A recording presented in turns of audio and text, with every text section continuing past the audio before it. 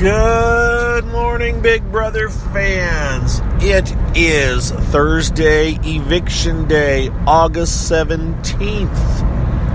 And, Cody's going to jury. I'm broken record, I know. I keep saying that, but there's nothing that has changed that would make me think any differently. They've all accepted that Cody's the one going out. I am sure it will be... Yeah, it'll be a unanimous vote. If it's not a unanimous vote, it's because someone has thrown a hinky vote out there to try to turn the evil eye on someone. Although at this point, Elena or Mark would take that blame because they're seen as the closest people to Cody. And I'd be saying I ain't voting for Cody. If there's a vote for Cody, it's someone trying to stir the pot. I'd be laying that out there to everybody. And then I do it myself just to stir the pot. I don't know.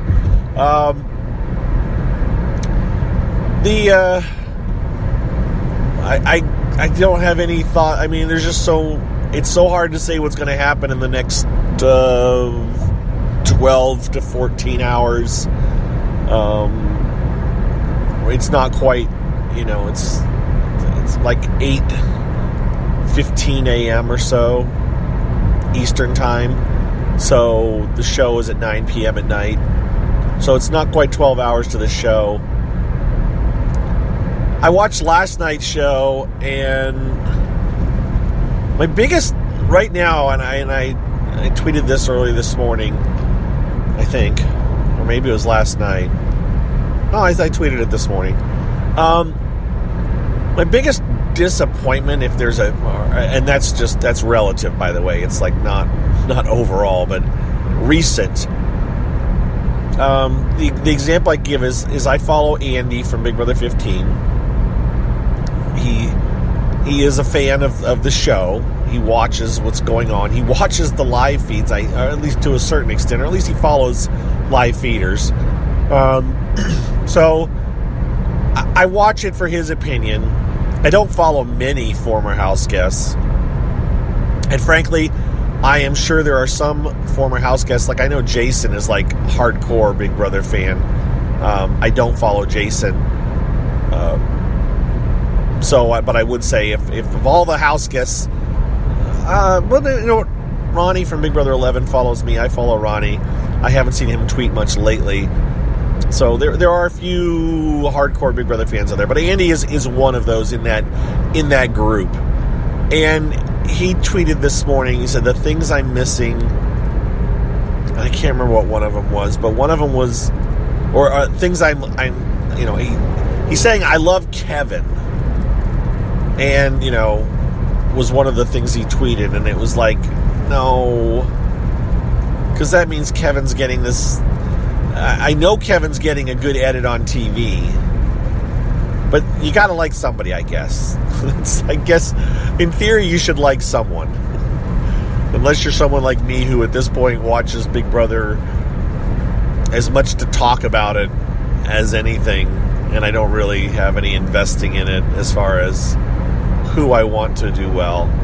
But my point is that watching last night's show, they actually showed, Kevin missing his kids and sticking his head in the freezer.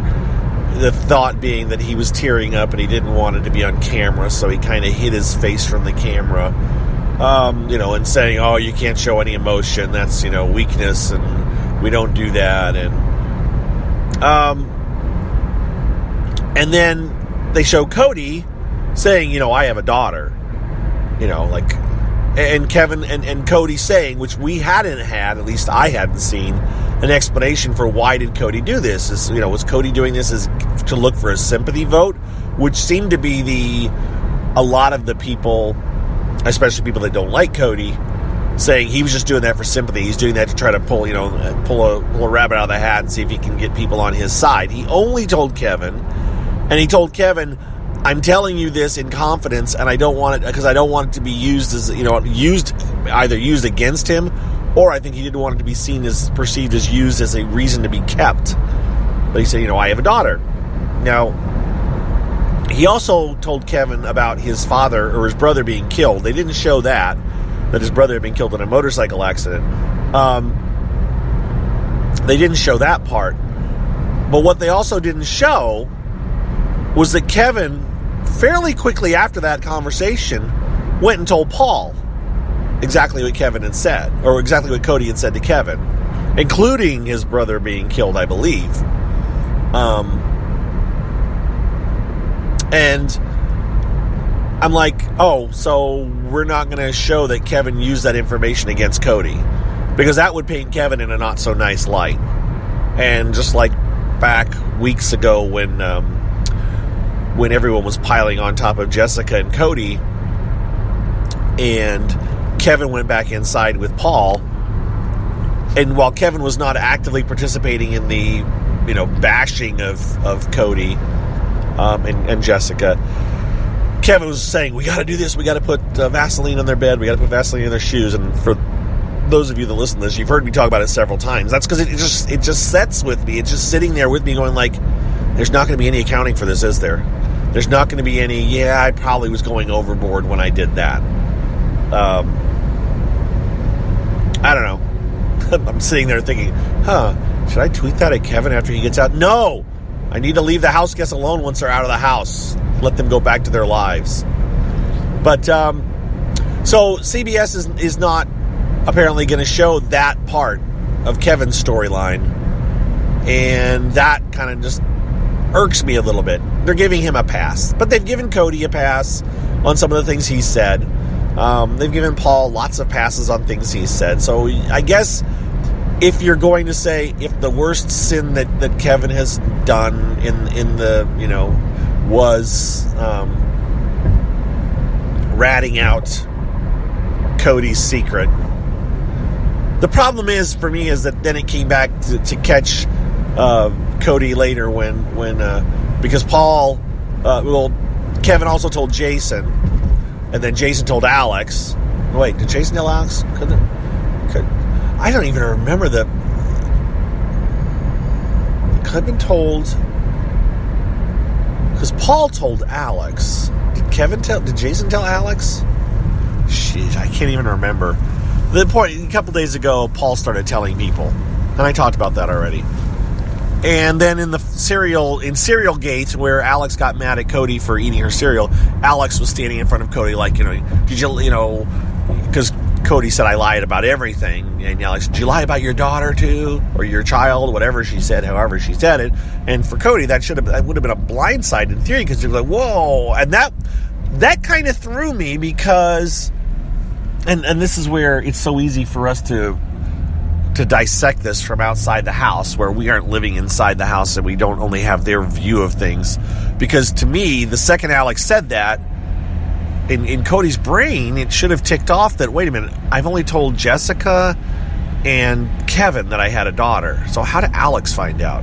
At least that's my understanding, is those are the only two people he's told. So, it's like, whoa, who told Alex? And he didn't turn on Kevin, and he didn't say, hey, you broke my trust. So I don't know if Cody even thinks that Kevin broke his trust. So anyways, that goes back to Andy's comment and my watching of last night's show, where they only showed a part of that. They only showed the tender side of Cody and Kevin. They didn't show the less tender side where Kevin ratted Cody out. And then someone tweeted at me in response and said, well, maybe they'll show that tonight. And it's like, no, tonight, no. Nothing's going to be shown tonight, I don't think. And then someone thought, well, maybe it'll be shown on Sundays. And it's like, no, they're not going to, or on Fridays, they're not going to do that. So I just don't think, I think once Cody walks out the door tonight, and it will be very early, his storyline is done. There's no chance that he even comes back, so there's no need to tell any more of the Cody story. So the fact that he opened up to Kevin probably wouldn't play it, and they wouldn't want to keep bringing Cody back into the storyline by showing Paul going around and telling other people. So that whole storyline is kind of out the window and only online fans are going to know about it, which is why I like having the live feeds. These are things that we would never know about. It's like the...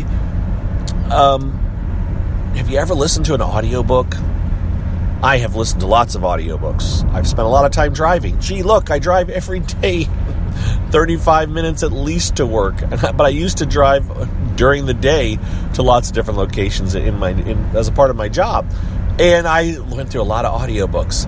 And I always tried to get the unabridged audiobook because it was like I just can't read while I'm driving, so I want to get the full experience of the book. I don't want to take a shortened version. I mean, unabridged books can be like an hour and a half or 2 hours long, and the abridged versions can be like 1.5, 2 hours long. You might get 2 cassettes out of it, maybe 3 hours if you're lucky.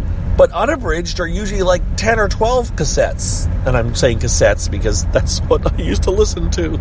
I can't tell you the number of CDs. CDs you get about an hour. A regular audio CD you get about an hour's worth of music. So you might have 3 CDs for an audiobook for an abridged, whereas again 12 or more CDs for an unabridged. So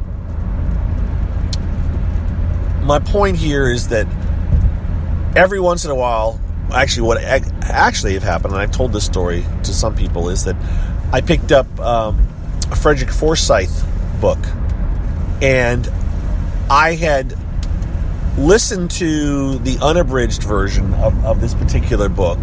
So I'd heard the entire whole thing, and then I got the abridged version by accident one day.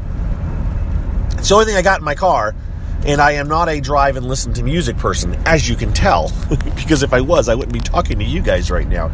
I generally listen to, at this point now, I listen to podcasts or talk radio or books on tape or books on audiobooks. So I'm in driving, and I plunk in this book because I'd listened to so many at this point that I knew it was Frederick Forsyth, but I didn't realize it was the same book that I already heard. By the way, I'm driving in rain. It just started pouring, so you'll hear this staticky noise in the background probably. It's just the windshield getting rained on. I'm listening to this book, and I'm like, oh crap, I've already heard this one. But I got the abridged version. And I discovered that they just completely removed chunks of story out.